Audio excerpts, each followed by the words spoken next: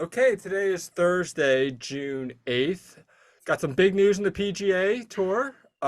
Justin, who won this merger, and is the PGA Tour now funded by Saudi Arabia? Pretty much. Live Golf now is running the PGA. And obviously Saudi Arabia running Live Golf. I think they easily won this merger. Now Live Golf is just going to explode, buying the PGA, the most popular golf tour in the whole entire world, especially here in America. Yeah, I mean, I don't really know who to make about a winner or a loser. I think both sides kind of come out of this pretty well, actually. I mean, the PGA golfers are going to make a lot more money now. Live golfers basically got the best of both worlds. They were able to go overseas, make millions of dollars, and basically come back to the much more, renowned, world-renowned PGA Tour. And so I think they definitely.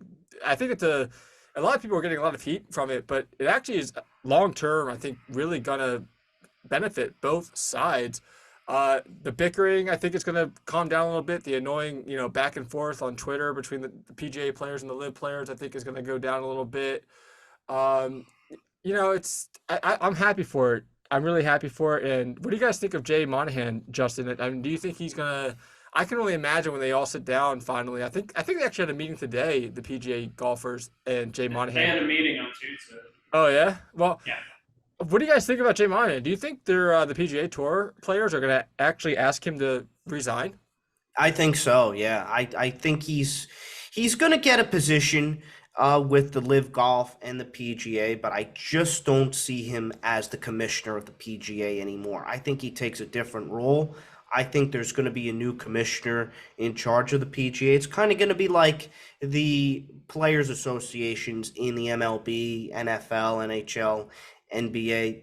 They're going to have a guy who's more pro PGA kind of represents the PGA. Jay Monahan, I think he's gonna get demoted either in the PGA or take a new role and live. But I think his time as PGA commissioner is done. I agree. Jay Monahan is completely cooked. It's over for him as a PGA Tour commissioner because how can any of those players possibly believe anything he ever says again? He was preaching loyalty. He's preaching you never have to apologize for playing on the PGA Tour. You guys shouldn't sell out for money. Well, guess what? Jay Monahan sold out for money. And what makes him a bigger hypocrite is he used the 9/11 families and the victims as props. He used them to say, this is why you don't deal with the Saudis. And he just completely threw them way under the bus. In fact, they've gotten run over by several buses. That's how Jay Monahan's done his business. There is absolutely no way he can continue on as PGA Tour commissioner. He might be the biggest phony in all of American sports right now, not just golf. He's the biggest phony in all of American sports. He's the biggest loser of this whole thing.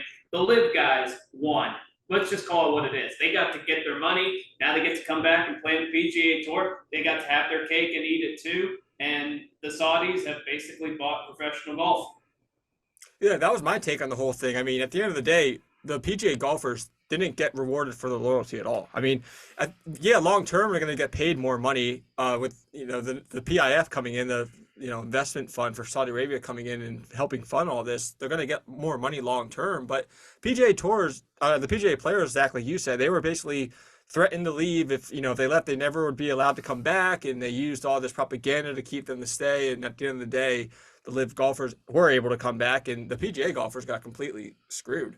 Yeah, how would you like to be Ricky Fowler getting offered $100 million, or Hideki Matsuyama got offered $300 million, and we saw him go viral because he's flying Spirit Airlines out of a golf tournament a couple weeks ago. He could have bought, his homeland or a large portion of Japan, and instead he decided to stay loyal. Rory McIlroy decided to stay loyal, and Rory looks like the biggest company shrill right now, and it backfired on him spectacularly. He's probably the biggest loser of this whole thing that is not Jay Monahan. And that's why I'm saying, like, all these PGA Tour guys, you can't possibly believe a word that any of those guys say anymore. And it just comes back to the bottom line, and that is money above everything else. Money talks, and morals, everything else be damned. It's about money. From a fan perspective, though, do you think it's going to be good going long term? I mean, Yeah, I I do. think so. Yes. Yeah, I think what you have the best players all playing against each other, that can be nothing but good for the game. Now, I think that early on, there's going to be people that have protests. Oh, I can't possibly watch this. This is sports washing, yada, yada, yada. All that talk that we always get with the NFL, with Colin Kaepernick, or the NBA every time they do a pride event or something like that. Those fans come back. But let's not kid ourselves. They'll be back. No, it won't last long for sure. I'm excited to see what they do with the merger. I think there's a lot of cool ideas they can actually incorporate with LIV into the PGA. I mean, I've heard things about making events with like teams. So we'll basically get a Ryder Cup more than, we'll get like a couple Ryder Cups, maybe like 3-4 Ryder Cup events kind of thing a year with like a team format. There'll definitely be like a kind of like a Grand Prix type of F1 type of format where they'll do tournaments overseas. I think that is definitely on the play with this merger. So that's really cool to see. Like I said, for me personally, I'm with you, Zach. For the fan perspective, it's definitely going to be a lot better. All the best players, like you said, come back. And I do think there's a lot of cool things that the LIV can incorporate that they were doing into the PGA.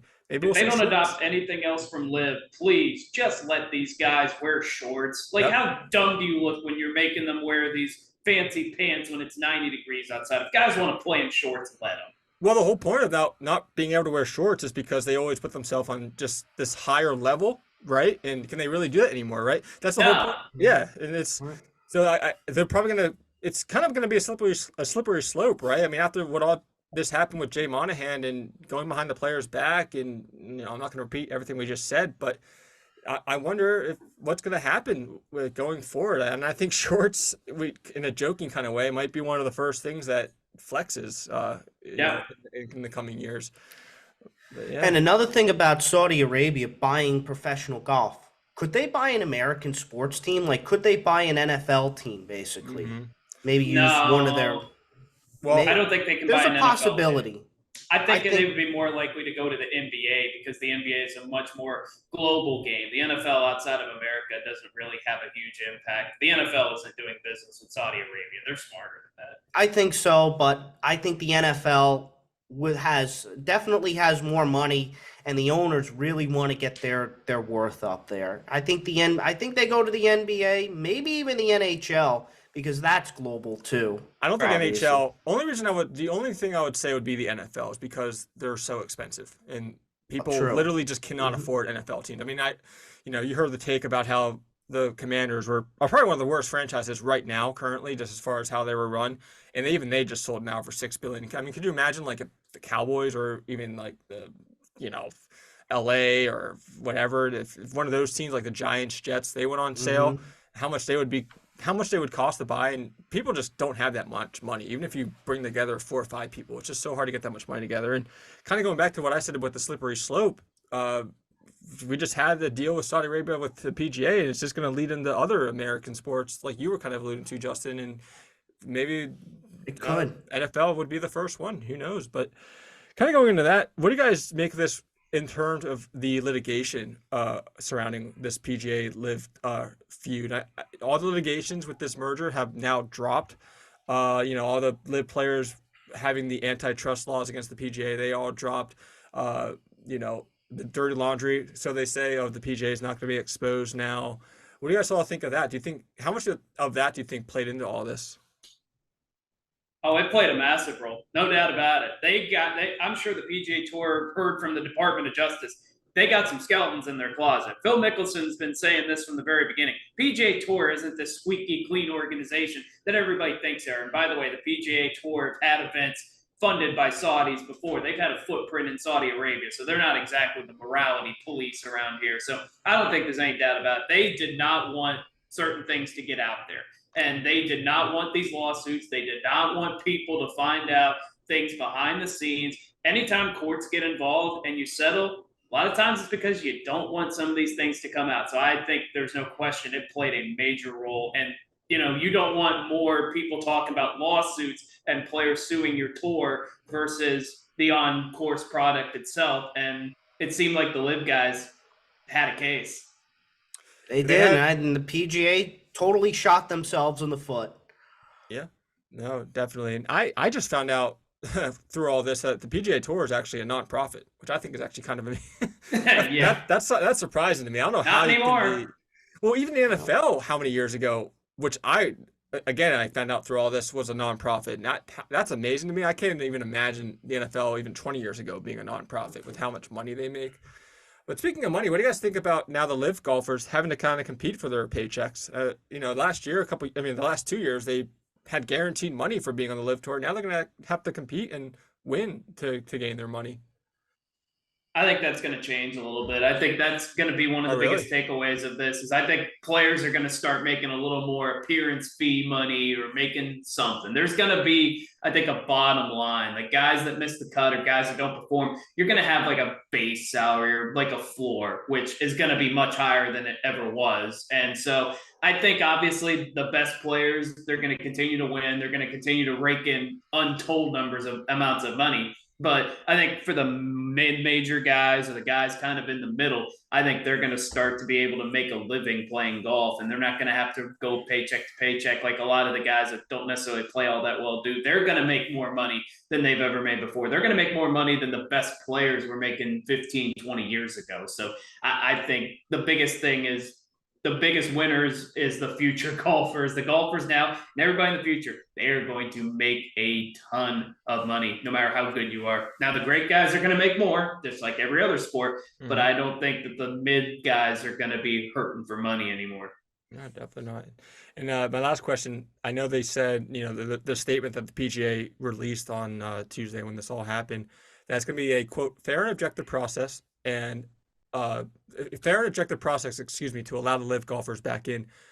Do you guys believe that? Do you really think they're gonna? I mean, I do, because they want them to play obviously for ratings. But how fair of this process do you think it's really going to be for these live golfers to come back in? And do you think it's going to be as easy as they're saying it is, or do you think the PGA golfers are going to do something, God knows what that something is, to make it harder for these live golfers to come back? There's nothing they can do. Yeah, I think the PGA golfers are just. Some of them are going to go right with live. I think a lot of them are. Yeah. Do you think the PGA golfers are going to do anything though? Strike or anything? Yeah. No, they're not going to strike. Me neither. Yeah. I think it's going to be a case by case. Like there may be like a bigger fine. Like I laughed when they said they might fine guys for going to live. Like, oh yeah, here's your $250,000 fine after you just got $150 million. That'll really show them. But no, I think for certain guys, like Brooks kept going in the PGA Championship, I think is what ultimately led to this, and the fact that the live guys had success in the majors. So I think that did it. I think some of the guys that are maybe a little more outspoken about the PGA Tour, they might make their process a little bit harder, as opposed to people like Brooks Koepka or Bryson DeChambeau that'll probably be able to walk back in right away. But no matter what the PGA golfers think they can do, it's not going to stop those guys from coming back. There's definitely going to be some BS PR moves that the PGA Tour does, like you alluded to, Zach, that really don't mean anything for the players or really do anything, but it just looks good for the people that don't actually look into it more for what it is. But I agree with you on that one for sure. We'll move to the NBA Finals now. The other big thing going on, of course, Heat down 2-1 Nuggets entering Friday night in Miami. Heat won game 2 in Denver. Shot really well. Role players stepped up. Gabe Vincent scored 23. Despite Jokic, scoring 41, Heat were still able to come back and win this one with their dominance and just physicality that they're known for. Game 3, though, they really struggled. Couldn't really make a shot.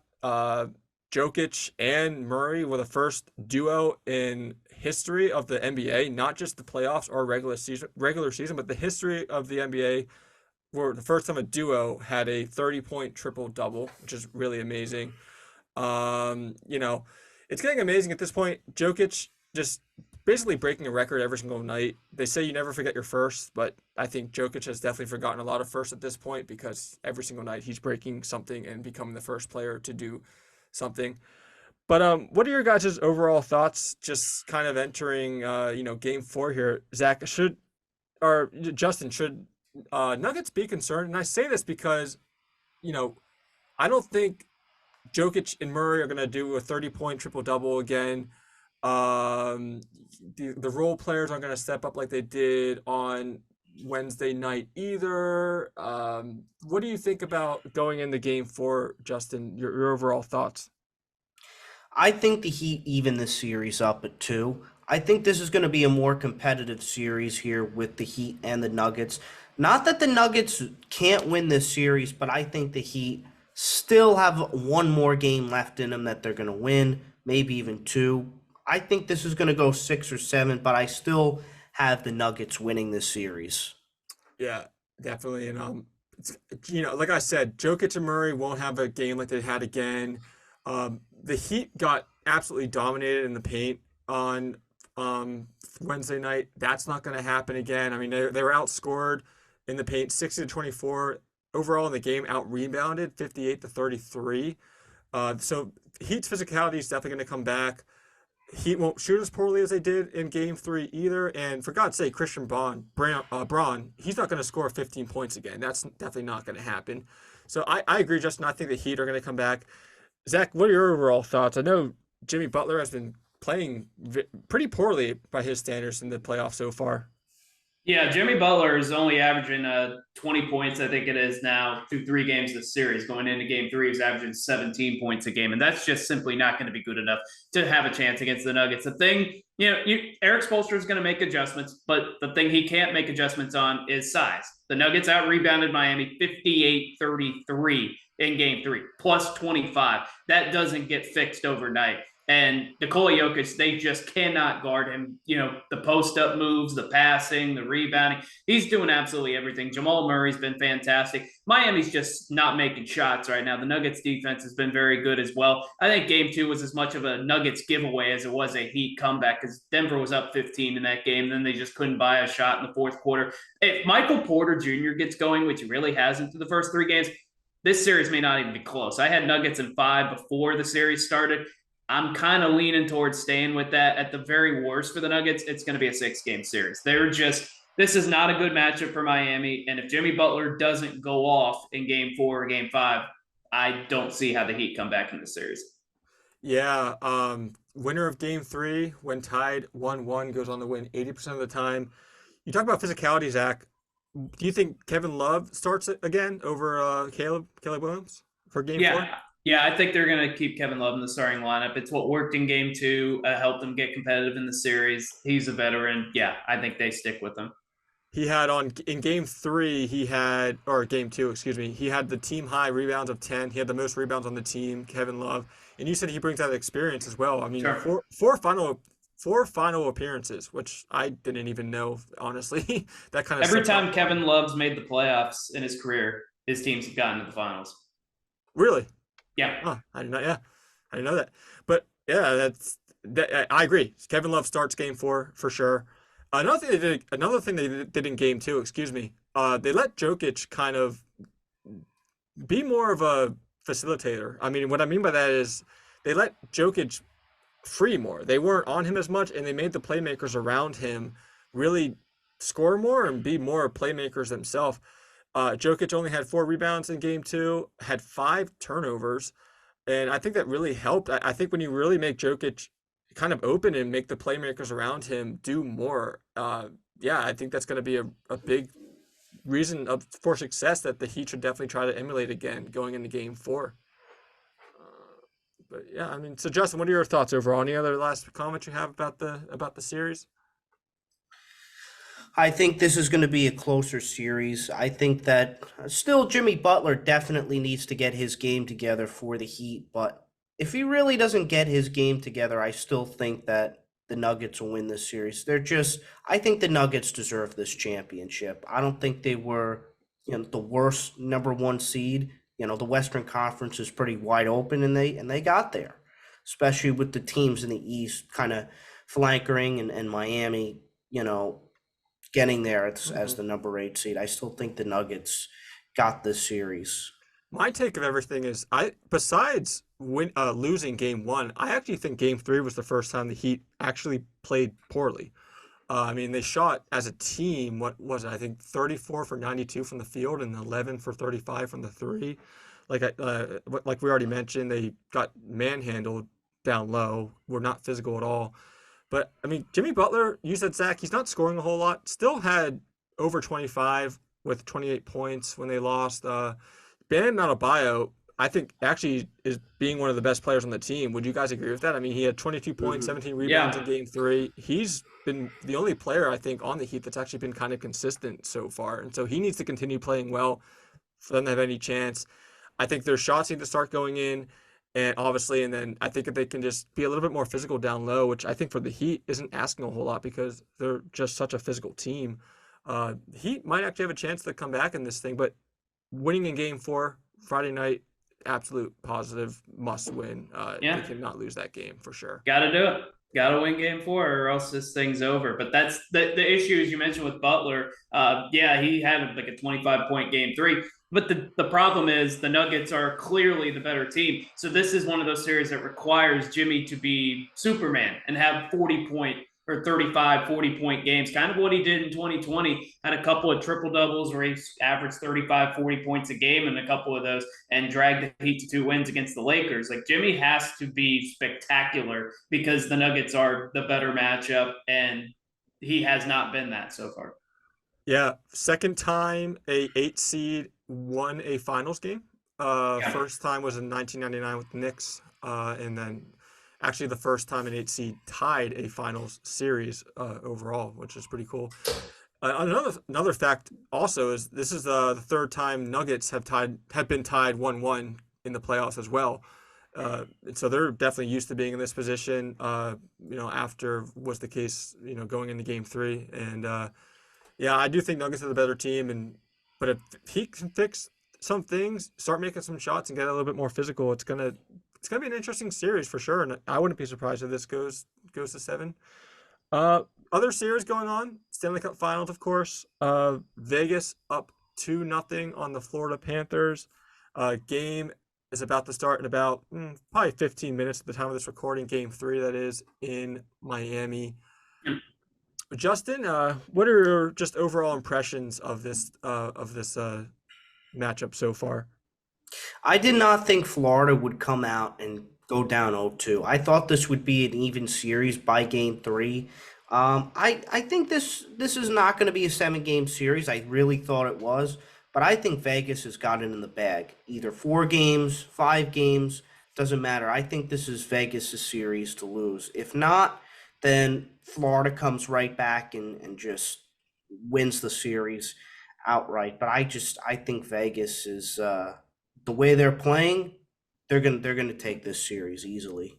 Yeah, Zach, are you surprised by the Panthers? No. Where they are? No. No, I'm not surprised because Vegas, I thought, was clearly the better team coming into the series, and they've showed that to this point. Bobrovsky, he's been great throughout the postseason, hasn't been so great throughout these Stanley Cup Finals. Aiden Hill has been the much better goalie between the two, and Vegas is doing a great job attacking. They're getting puck shots on goal. They're doing a great job getting onto the blue line. They've been the team that's possessed the puck much better. They've gotten a lot more opportunities, and the goalie matchup matters only when everything else is somewhat equal. And right now, it's not equal. Vegas is dominating everywhere, and that's allowed Aiden Hill to be the best goalie on the ice, where Bobrovsky is just – he hasn't played well, but it's not all entirely his fault because when he faces that many shots on goal, you can't expect him to save every one of them. So Vegas has clearly been the better team. I think this is a pretty quick series. I think it could be a sweep. I think it's probably 5 games. I saw a cool article on the Athletic just the other day. They mentioned a stat called PDO, which PDO doesn't stand for anything. It's just short for the guy that invented it. But it's basically just shooting percentage and save percentage combined. And Vegas is actually at 106.9, just under 107 right now. The last 19 games, all the games they've played in the playoffs so far. The previous high was in 2011, the Boston Bruins that won the Stanley Cup Finals. They had a PDO of 104.8 and goals above average of 1.04. The goals above average for the Vegas Golden Knights right now is 1.5. Now, they don't seem big, a big difference. I mean, I think it's like 5.5 with the PDO and only like 0.5 for the goals above average. But that's actually very significant when you actually look at the other teams and where their numbers were at, especially the teams that weren't as high as the 2011 Bruins or, the Vegas Golden Knights right now. But yeah, I mean, I think the PDO is interesting because I think it really takes into account that shooting percentage and save percentage are both kind of based on luck of the draw, so to speak. And it's interesting that Vegas, basically, the article just said that Vegas is actually getting kind of lucky in the playoffs, and this luck might actually be running out. The Athletic, the same article, they ran an analysis where they looked at 40,000 matchups, 40,000 distinct 19 game stretches between in the since the 2007 season. Only 5 teams have had a PDO above Vegas's this playoffs, and only 6 teams had a higher goals above average at this time. And I'm not going to go into the logistics of those teams, but they were all very good teams with either stars on the teams with amazing offense or very good goaltending. So if that's anything for the Miami, Miami fans, Florida Panther fans to put their head up on, I think that's one of the things is the stats kind of indicate that Vegas might be getting kind of lucky in the playoffs and having the puck go their way certain ways. And this luck might actually run out, and that could be a reason why the Panthers could come back in this thing and make it a series. So it will be interesting to see what happens. Do you guys think they win the night, though, or do you think it's going to be 3-0 going into the weekend here? I think it's going to be a 3-0 series led by the Golden Knights. I agree. Yeah. I don't know. I actually think Florida's going to come back. Like I said, this article really did convince me that I think Vegas has had the puck go their way. Some good bounces, and definitely getting a lot of shots off and being very aggressive on offense. Don't get me wrong, but definitely had some things go their way, and luck is going to run out eventually at some point. It is pretty amazing, though. They did compare the 2011 Bruins against the Vegas Golden Knights now. For the Golden Knights' PDO to get back to where the Bruins was in 2011, I think they said that Vegas would have to miss like 94 or 95 straight shots in a row to get back to that PDO. That's just how much more it is than the Bruins were in 2011. So that's pretty amazing. I'm always a stickler for stats like that, especially when it just kind of gives a reason to what Vegas has been doing and why they've been so dominant so far. But yeah, so good show today. We have a Gary Washburn from the Boston Globe coming on. He's going to give us a rundown into the Celtics regular season, playoffs this year, as well as kind of going into the offseason. So we're going to head to him right now, kind of keep on the NBA circuit a little bit, and we'll be back on after the interview. So without further ado, here's Gary Washburn. Okay, we now head to the Boston area and talk to Gary Washburn from the Boston Globe. Gary, Joe Mazzulla just got hired for next year at the Celtics. Led the team pretty well in the regular season, considering the trauma that they had early on in the year and all the other mid-season woes that they had to deal with. I want to get your opinion, and I want to get the fans' opinions as well, because I think you as a reporter have more of an objective opinion, and I think the fans have more of an emotional opinion. So with Joe Mazzulla coming back next year, what are the reactions from the fans and from yourself going into next year? Can't really speak for all the fans. I think there's a mixed reaction. I think there's some people who believe he did a good job and he just needs some more support. And it's just his first season, and they made Game 7 of the Eastern Conference Finals. And I think there's a level of some who believe that he's over his head and that they needed another coach, and that he botched the Celtics playoff run, not only in the Eastern Conference Finals, but allowing the Philadelphia series to go 7 games, allowing the Atlanta series to go 6 games, losing the first 3 games of the Miami series to where they were forced to try to come back from 0-3 and then, kind of botching the Game 7 preparation and some of his decisions. So I think the sentiment is kind of split on his return.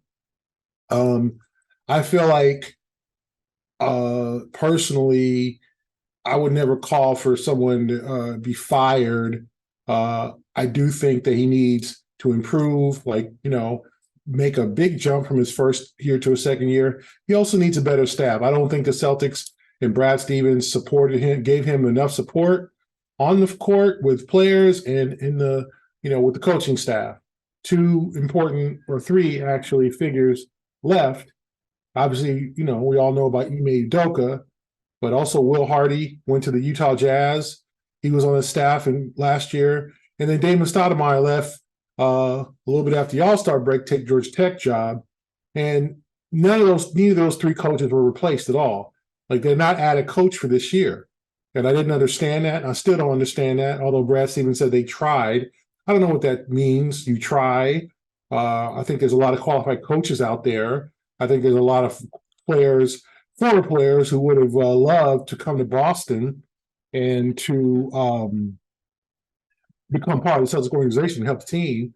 So I'm not particularly certain as to what we tried means, but I thought that they failed Joe in not giving him enough support and not giving him enough strong voice in that locker room and that coaching staff to where he was allowed to do a lot of things on his own. He was learning on the fly.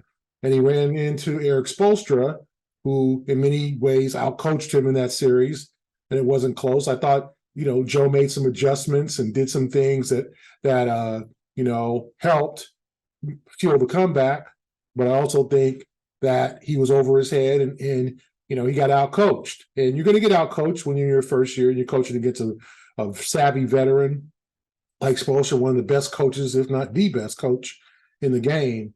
So I don't want to put all of it on Joe, but there was a level of stubbornness I felt like he had, and a level of kind of autonomy that I felt like the Celtics should have, and management should have taken away from him and given him more support and help so he could succeed.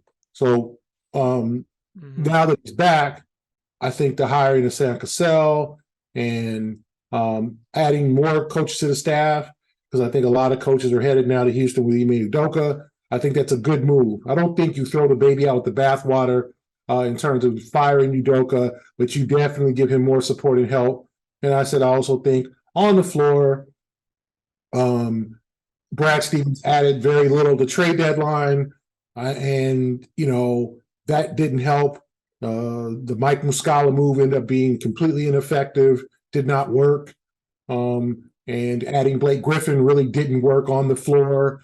I mean, some of the moves that Brad made to add to this roster, except for Malcolm Brogdon, were largely ineffective. Yeah, a lot to unpack there. Talk about Stevens. I know he said he wants to hire from within the organization. Do you think that's one of the reasons why he's been so reluctant to get him help? Musula, that is, because I know he's came out and said that he wants to really hire from within the organization and bring up people to the coaching staff that might not be on the coaching staff already, that have shown themselves in the organization. And so do you think that that's the reason why it's been such a delay to get him help? Well, I think it's difficult to add a coach in the middle of the season, but it's not impossible. I don't know I don't think Brad said he wanted to do it internally. I think they do want to hire people they're comfortable with. And I think that, you can't always hire your friends and your cronies and people that you've got to sometimes go outside the box.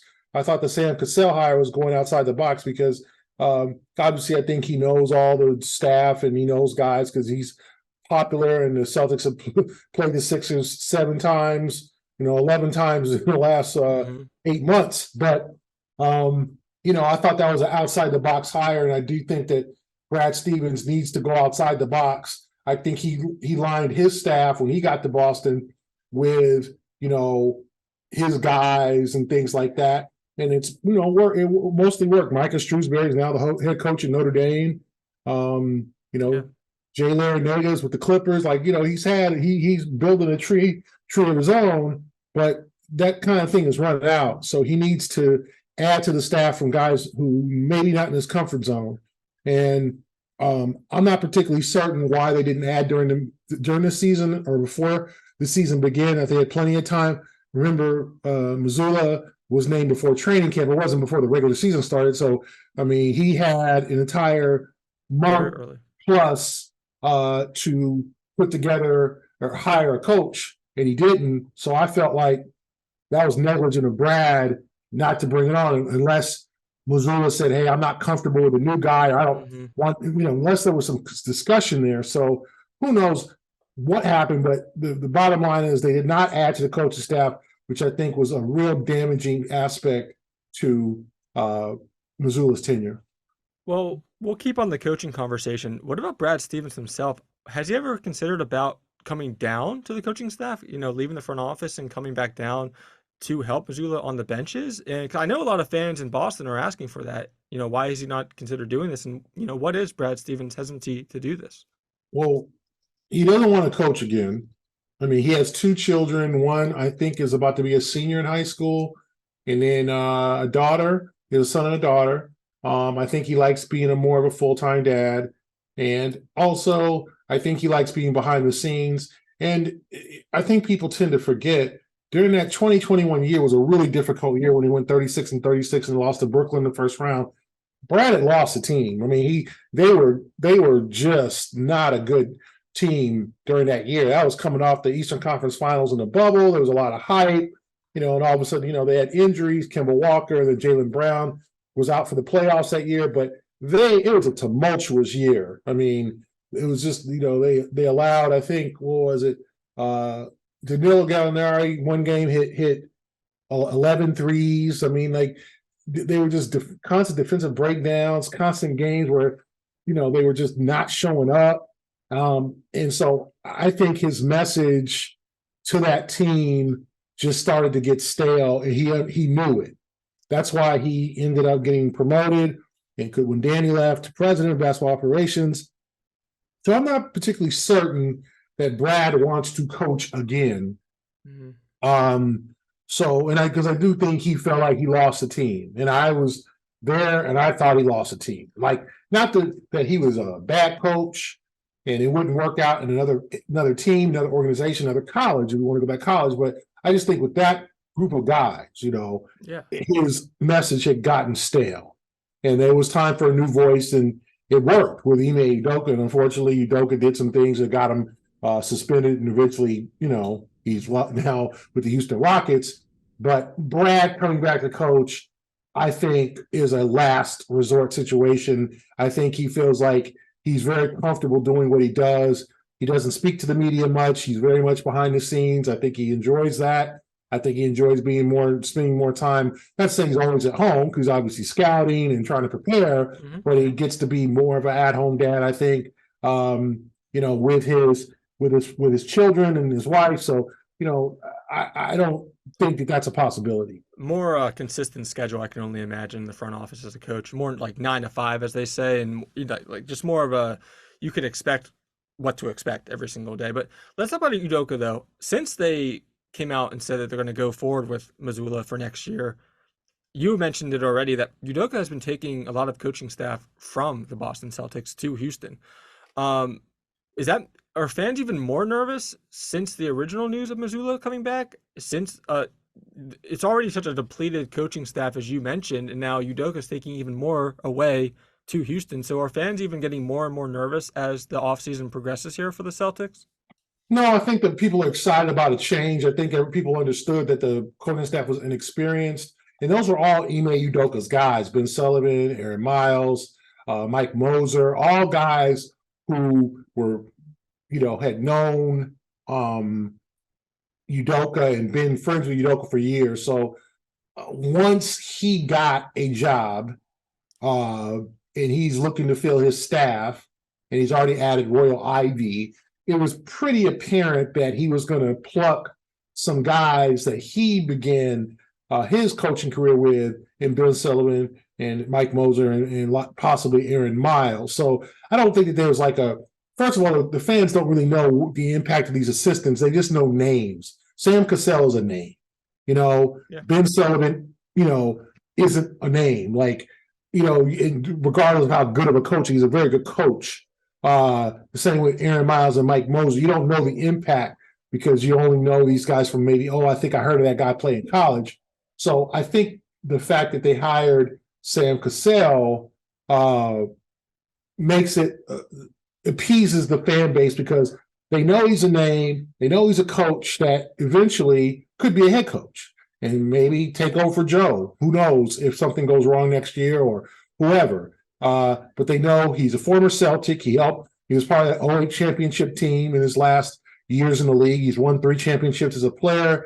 So I think they're more, they feel better. Not saying they're going to feel better about losing that game 7. I think that's going to leave a scar. That's going to be damaging for years. But I do think they feel better about the offseason moves in terms of adding a coach, and they'll feel better once new names and new coaches are hired. But I don't think fans are losing sleep over losing because of Joe's staff, because they said, well, they were kind of disorganized anyway, and this team took a step back, defensively and all that. So it's probably time for some new faces. Yeah, I really thought the Celtics were going to become the first team in history to come down 3-0, and I think a lot of people did as well. I think the sports books even had them as 7-point favorites coming into that game on Monday. I think it's almost 10. Yeah, it looked like, hey, I mean, the Celtics have done terribly this year with double-digit favorites. So I don't know why I wouldn't bet on them in Vegas.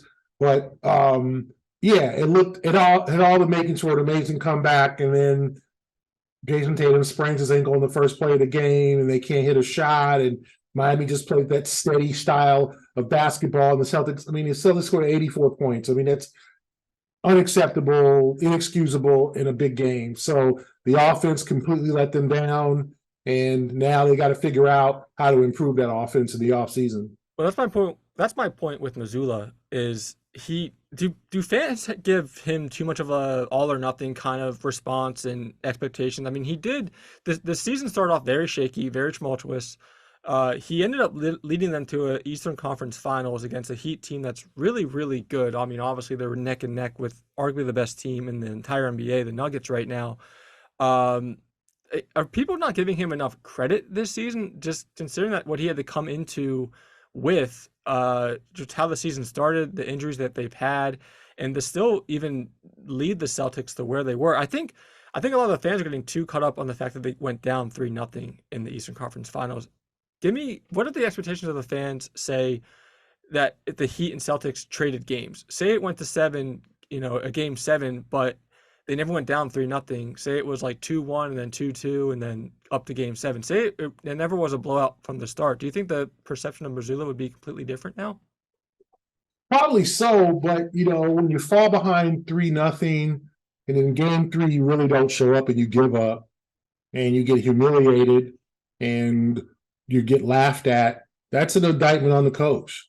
So I think that there's a lot of, I think there's people who feel like Mazzulla did a good job, but there are also people who think, well, your team went to the finals last year, you added Malcolm Brogdon, you brought everybody else back, you should be in the finals. Like, this is a failure. Al Horford said it. There were guys who said, hey, we failed. We fell short. Now, it's great to say, hey, we made the East Conference Finals, but the Celtics have made now 5 Eastern Conference Finals appearances in the last 6-7 years, and they've won 1 of those series. They've lost 2 to LeBron and Cavaliers and 2 to the Heat, 1 in the bubble and 1 now, and then winning the 1 against the Heat last year. So they're 1-4 in their 5 Eastern Conference Finals appearances, and they've made 1 NBA Finals. So you're talking about continued, if you want to call it excellence, but it's time now to get to that next level. I think the fans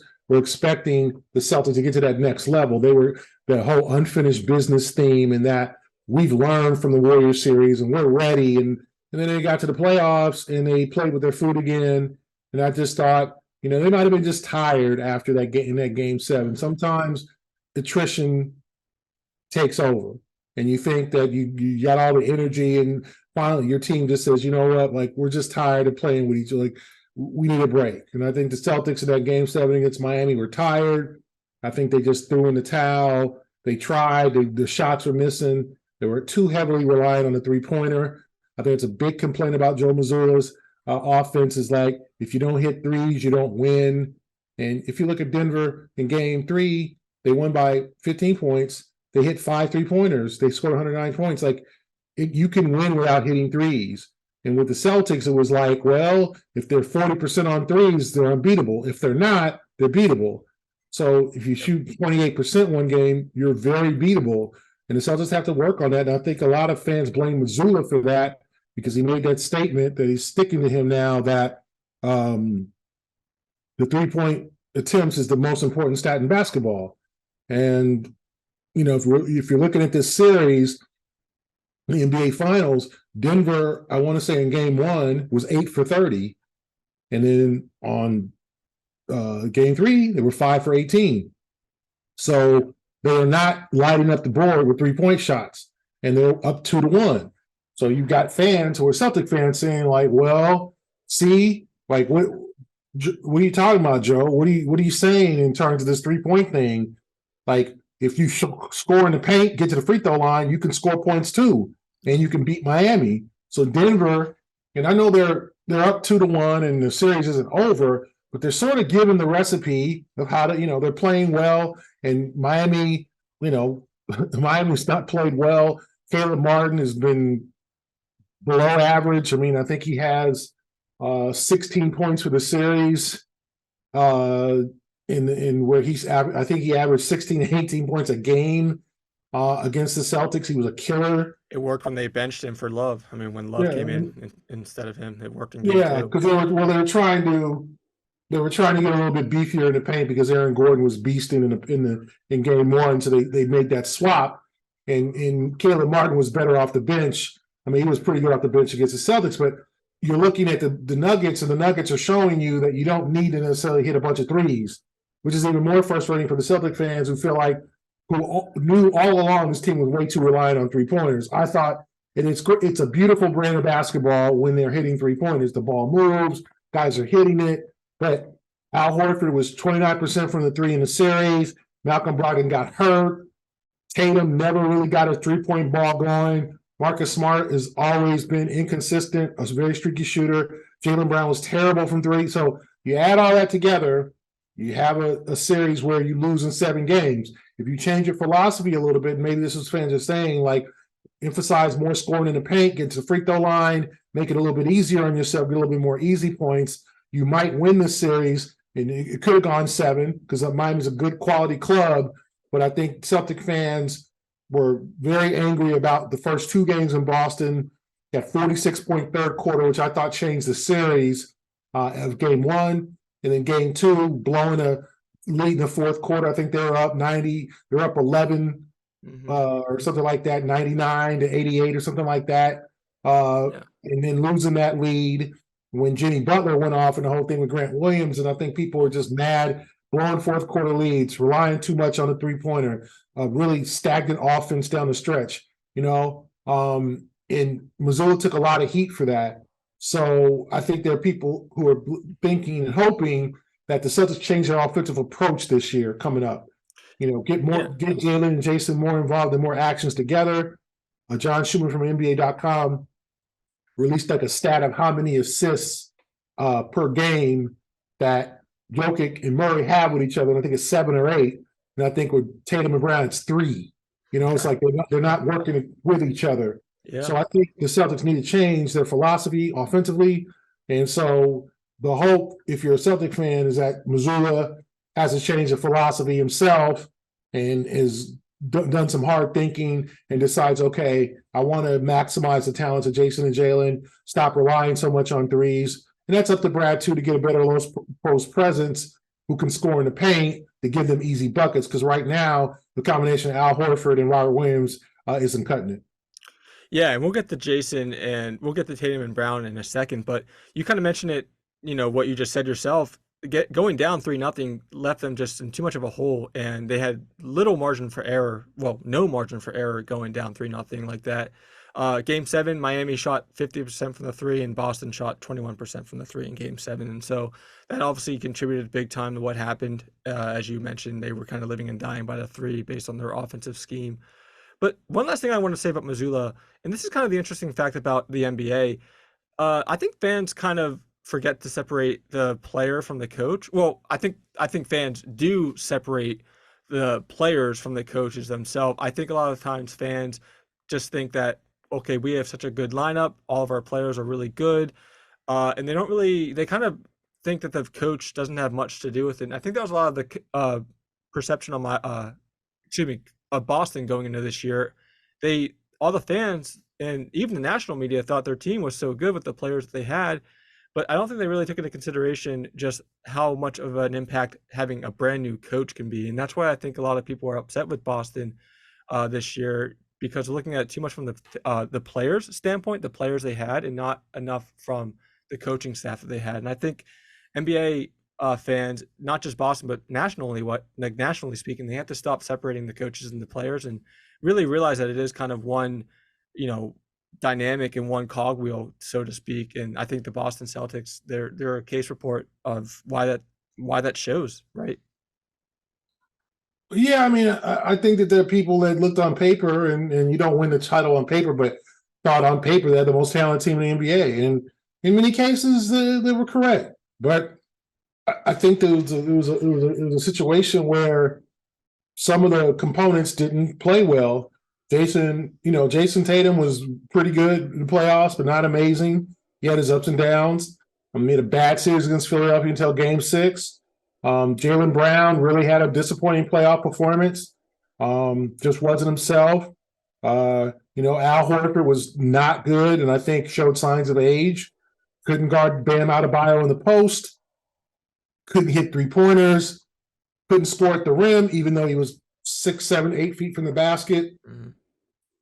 He's a player that in his early days with the Atlanta Hawks was a great post player. Scored almost 99% of his baskets for 2-pointers in his 4th year in the league. I looked up, and now in his 16th, 32% of his points come from via the 2-pointer. He's become basically primarily a 3-point shooter. He's become like a Kevin Love, right?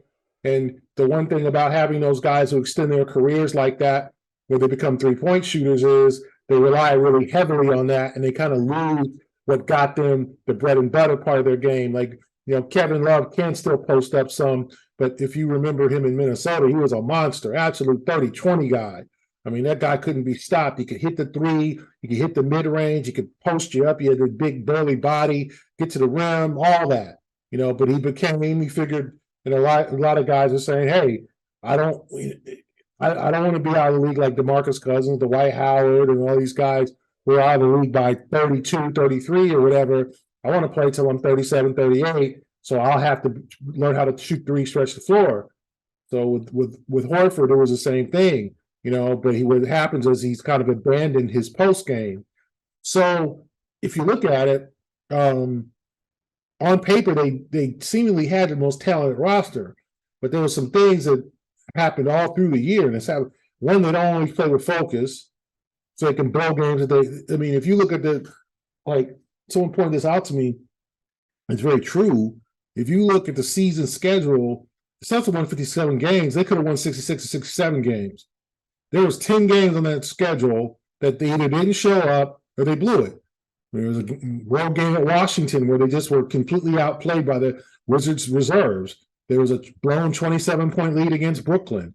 There was a blown 20-plus point lead against Phoenix. There was a list of games, the Houston game at Houston, where they just there were so many games where if they played locked in and focused, they could have won 66, 67 games. And there was games that they just lost, right?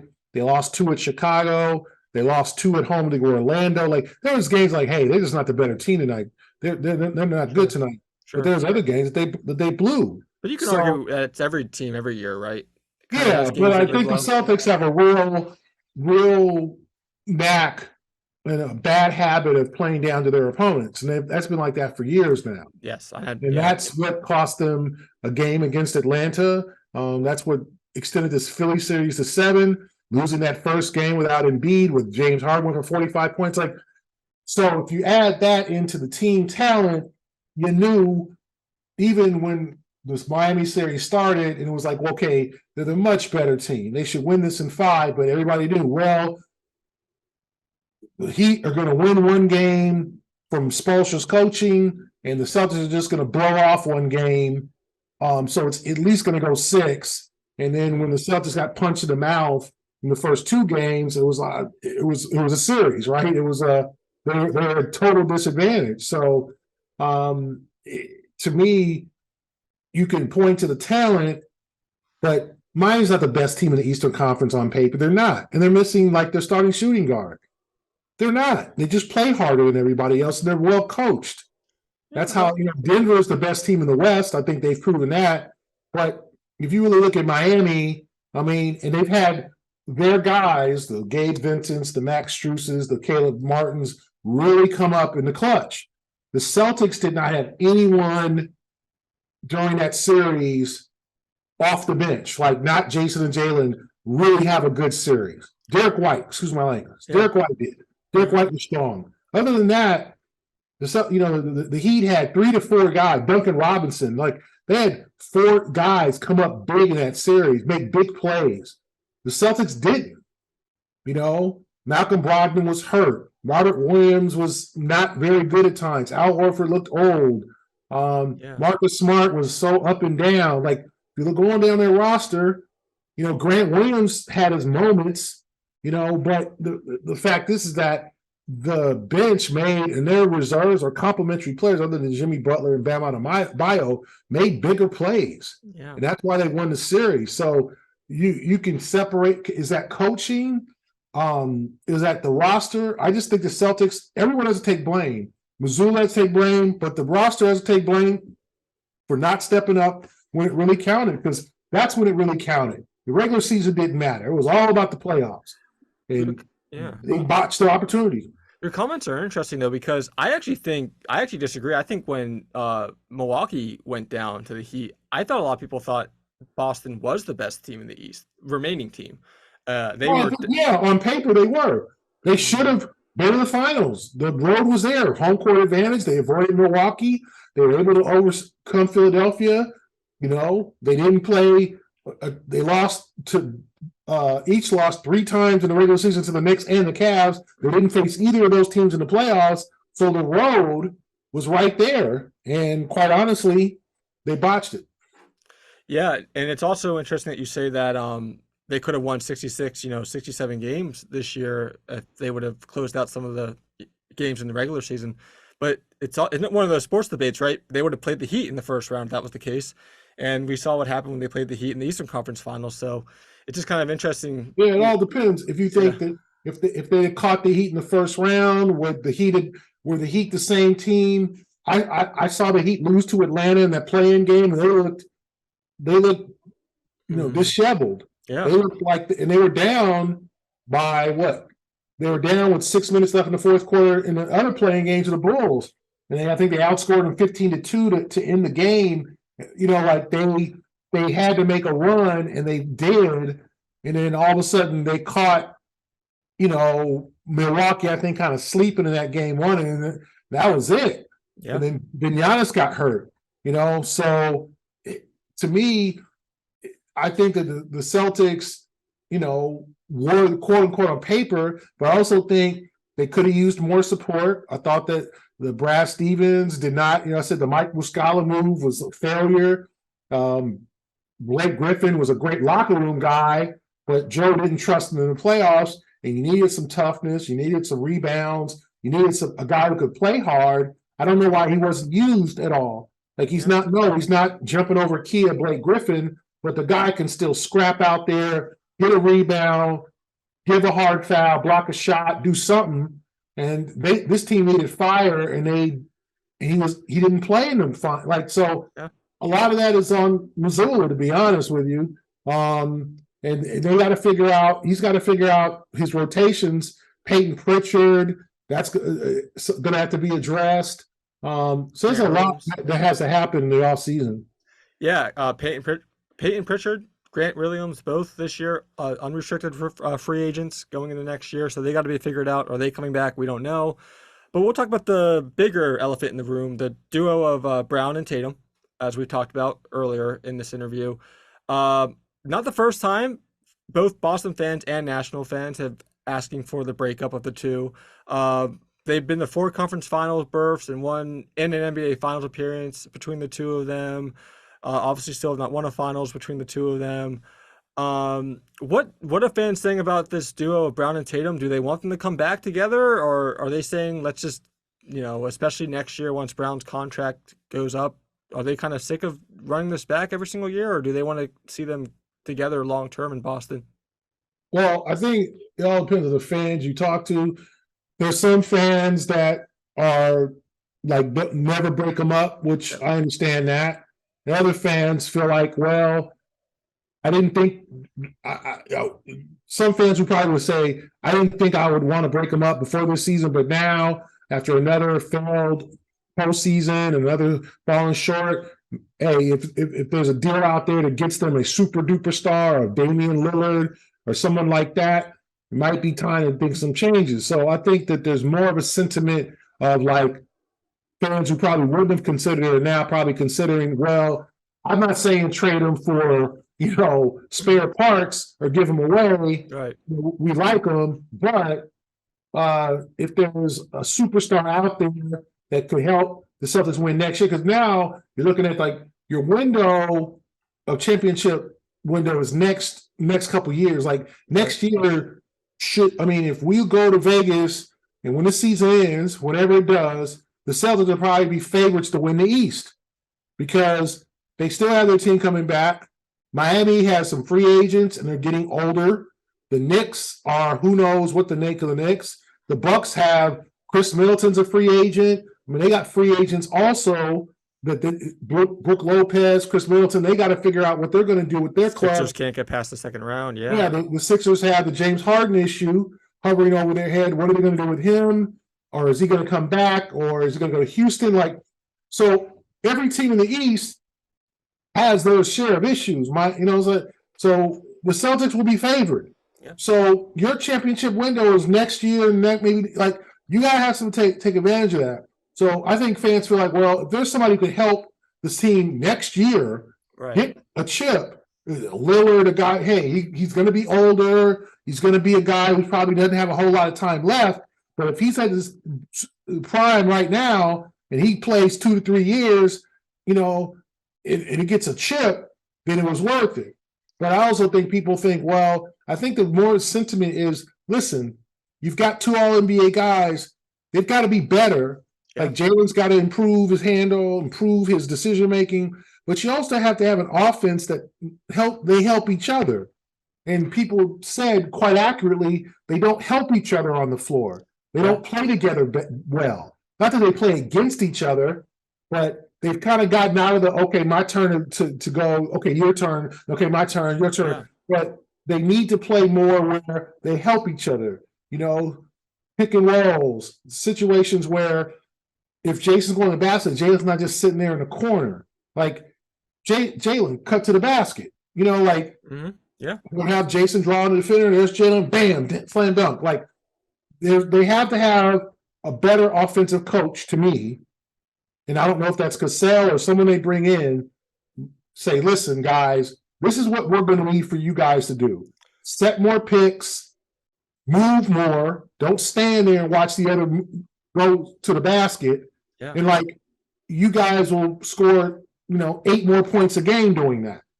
Yeah. You guys will be dynamic offense. So I think that's what more people will want. You got these 2 guys, and it's not working the way it's been done. In terms of getting to a championship, it's done well in the regular season, done well in the East Conference Finals, but now you want a championship level offense. You want a Golden State Warriors offense. You want a Denver Nuggets offense. What do you do? And I think fans are like, okay, give us a coach, whether it's Mazzulla, offensive coordinator, someone coming in that can help Jason and Jalen work together better. Yeah, well, Gary, I'm excited to see what they do in the offseason. Like you said, I think next year is the year if they want to do something with Brown or not. After next year, we all know Brown's going to be an unrestricted free agent. Last thing they want to do, Boston, that is lose him for virtually nothing, have him walk out the door for no trade whatsoever. So I agree. They have to do something with him this year, and I'm excited to see what they do. And like I said, I think the window for opportunity is next year. So I think Boston have one of the most exciting off seasons coming up in the NBA, and it's going to be really exciting what Brad Stevens can do and who we can put around Mazzulla to help him get to that next level. Well, Gary, this has been awesome. Love talking Boston Celtics with you. Gave us some great insight, and I'm even more excited for the Celtics next year, and especially what they do in the offseason, like I said, and we'll see what they can do to get them prepared for next season. Yeah. It should be an interesting season. It's going to be an interesting offseason. Obviously, draft coming up. Victor Wembanyama going to San Antonio Spurs. We'll see what the Wembanyama experience is like, and I think that will add a whole new wrinkle to the NBA.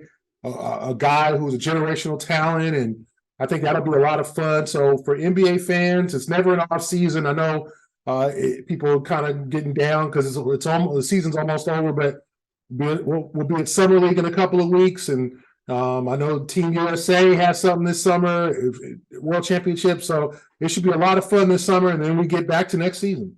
All right. Well, I'm looking forward to it, and yeah, no, I'm looking forward to it. It's gonna be a great time, and like we'll have to do this again sometime. Okay, Gary? Hey, no problem. Anytime. All right, that's Gary Washburn from the Boston Globe, and we appreciate your time, and we'll do this again sometime soon. Okay?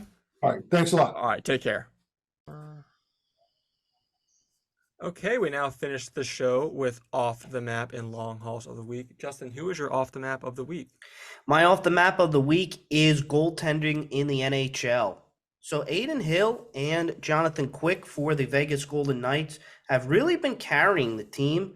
And I think with the two goalie format, I think more NHL teams go with that. Instead of just using a typical franchise goalie like they always have, or, especially with the NFL, with franchise quarterbacks, with the NHL, you can use dual goalies. You can use two goalies to get you through a Stanley Cup playoff run, especially if you have the talent around you, particularly with the blue line, the defense, particularly goal scorers.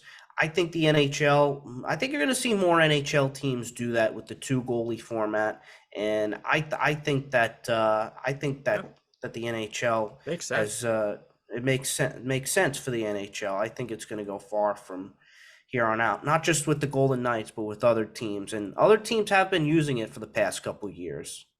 Zach, how about you? Who's your Off the Map of the Week?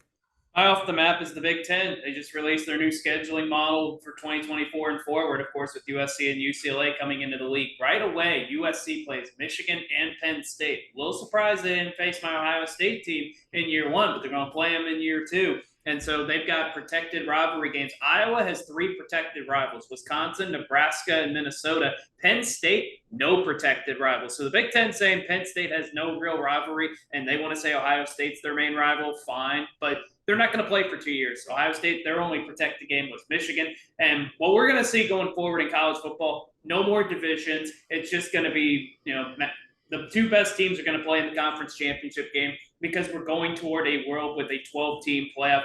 These conferences want to get as many teams in as possible, so the scheduling is going to change. And now with it being 16 teams in the Big Ten, the SEC is going to have 16. That's probably going to be the model moving forward. And I don't think either of those conferences are done expanding either. So a lot of things are going to be changing in college football in 2024. The playoff, scheduling, this is the last year before there's going to be a seismic shift.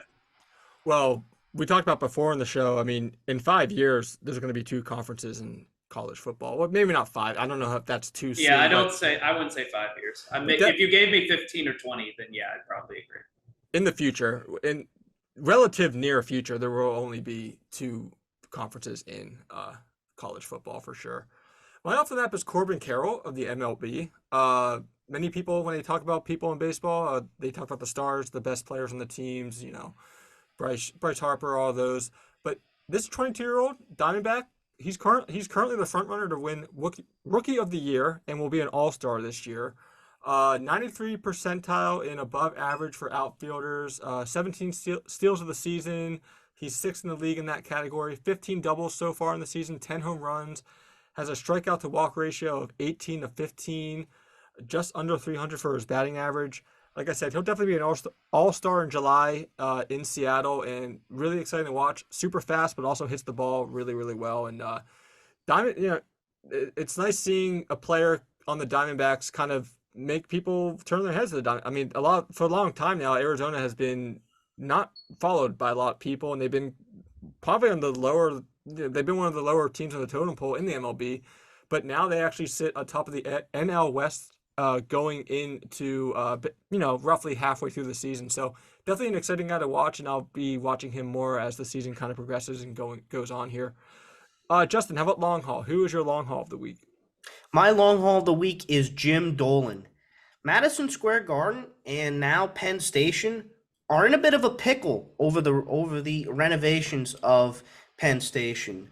So this is a time for Jim Dolan. He's going to be now that Schneider's almost out the door in D.C., he's going to have the title of the worst owner in professional sports, especially with this fight here with the MTA and Penn Station.